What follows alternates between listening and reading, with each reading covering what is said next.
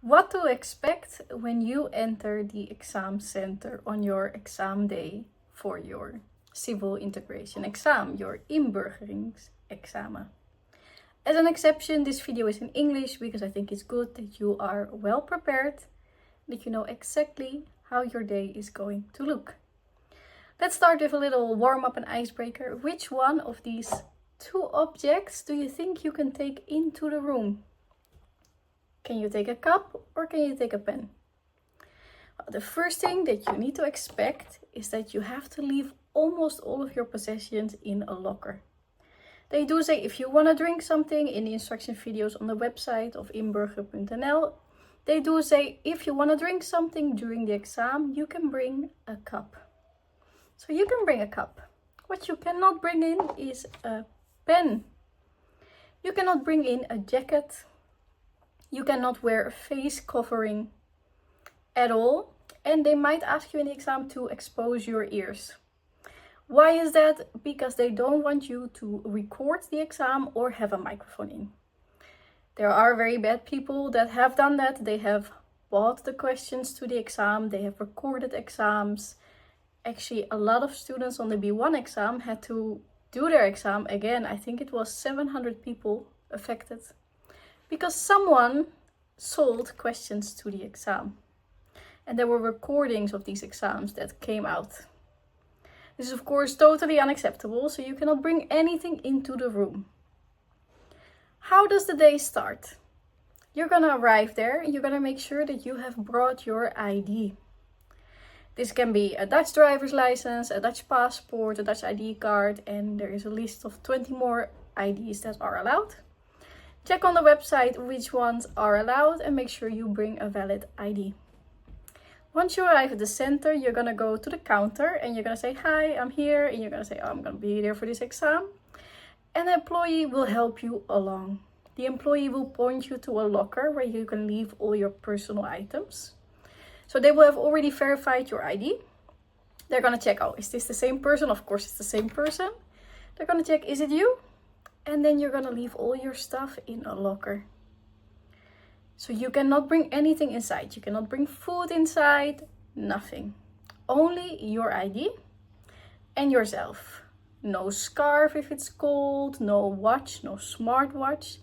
There is nothing you can bring inside. And they're very strict about that, of course, because they don't want the exam to leak. Although the exams are always random and different questions, they still don't want it to leak. So you arrive, you say you're there, you're gonna leave your personal stuff in this locker. And then it's time to wait. You're not gonna be alone in this exam. So you're all gonna be waiting outside until someone calls you and you're gonna enter into the room. No need to be nervous because of course you're gonna be very well prepared. Speaking of preparing, I'm gonna link here my playlist of mock exams and practice exams, where you can practice a bunch of exams that are like the actual exam format. So you can practice with that and be even more prepared. They're gonna call you in. They're gonna check your ID again. You're gonna leave the ID, I think, at the front table. And then they're gonna give you some explanation. So you don't have to start yet. You have 15 minutes more or less of explanation about the rules, what you should and should not do. Of course, it's common sense what you should and should not do. Don't shout, don't yell, don't talk unless it's the speaking exam.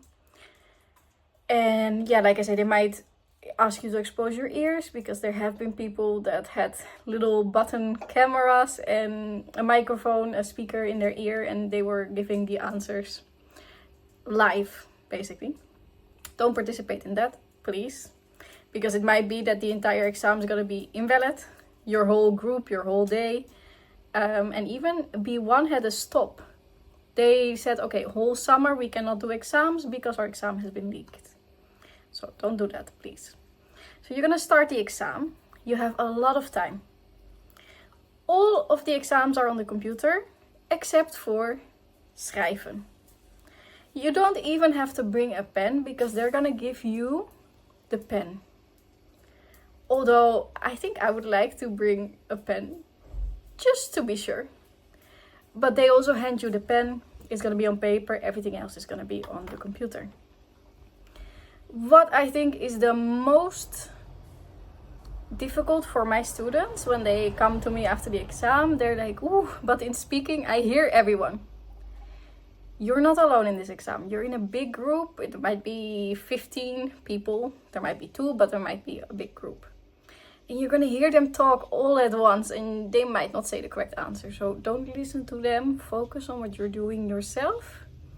You're confident. You know what you're doing. You came prepared. You got this. So focus on your own work and yourself and do whatever you like. You cannot leave the exam early in writing. People would have to just sit and wait until everyone is finished or the time is up. The time should be more than enough. Of course, there's different times for different exams. Maybe there's 40, 45 minutes. Make sure you do the practice exams. There are official practice exams and they are the exact same format as the real exam will be. And then you can see if you need more time or not. Once you're done, you can get all your stuff from the locker and it's time to await the results. You're gonna get the results back in 8 weeks if you're doing A2, and you're gonna get the results back in 5 weeks or 6 weeks by post. 5 weeks online, 6 weeks by post, more or less, if you're doing B1. If you're doing B1, B2, there might be a dictionary allowed. Check the website for the specific dictionary for your specific exam. You will get a pass or fail and you will also get a grade. And then it's over. You did your exam, great. Here are some small tips from me to you. Don't do all the exams on one day or 2 days in a row. Give yourself a little bit of time to prepare for them and to be really locked into each skill. Make, of course, the practice exams, and the most important is lie. Don't make very complex sentences that you really would love to say. It needs to be correct, but it doesn't have to be the truth. So if you just say, I love dogs, that will give you more points than saying, I would not like a dog because I'm a little bit afraid of the dog because one time I was bit, and then you make a bunch of mistakes. Nothing has to be true.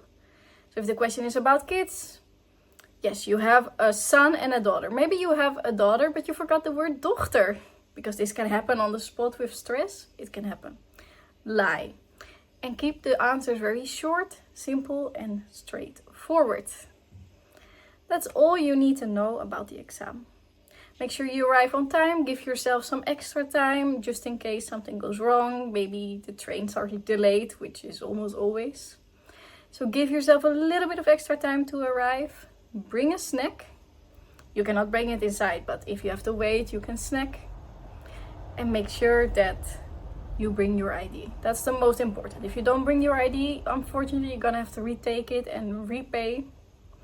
So bring your ID. And then nothing else can go wrong. Maybe let's share some tips down here below. What helped for you? What was something unexpected for you? But of course, we may not share any actual factual questions. We can talk about our experience, but we cannot share questions. I hope this helped you prepare for your exam and make you a little bit less nervous. If there are any questions, I'm always open for questions, so please let me know. Tot ziens.